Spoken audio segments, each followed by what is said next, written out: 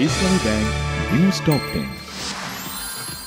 উৎসব মুখর পরিবেশে ঢাকা বিশ্ববিদ্যালয় কেন্দ্রীয় ছাত্র সংসদ ডাকসুর ভোট গ্রহণ শেষ। ছোটখাটো অভিযোগ থাকলেও নির্বাচন সুষ্ঠু হয়েছে জানালেন উপাচার্য।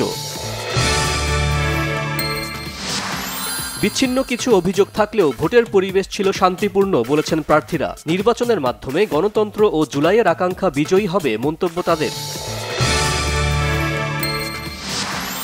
জাতীয় নির্বাচনের সাথে ডাকসু নির্বাচনকে মেলানো যাবে না, তবে এ নির্বাচন নিঃসন্দেহে একটি মডেল হবে বলেছেন স্বরাষ্ট্র উপদেষ্টা।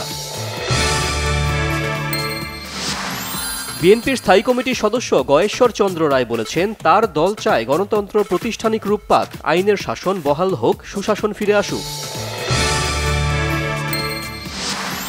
জুলাই আগস্টের গণ অভ্যুত্থানে মানবতা বিরোধী অপরাধের মামলায় সাবেক প্রধানমন্ত্রী শেখ হাসিনা সহ ৩ আসামির বিরুদ্ধে ১৪ দিনের মতো সাক্ষ্য গ্রহণ।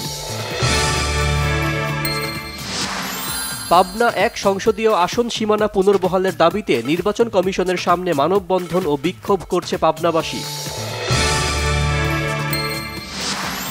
রাজবাড়ীর গোয়ালন্দে মাজারে হামলার ঘটনায় এ পর্যন্ত ১৮ জন গ্রেপ্তার, নিহতের ঘটনায় ৪,০০০ জনের বিরুদ্ধে মামলা।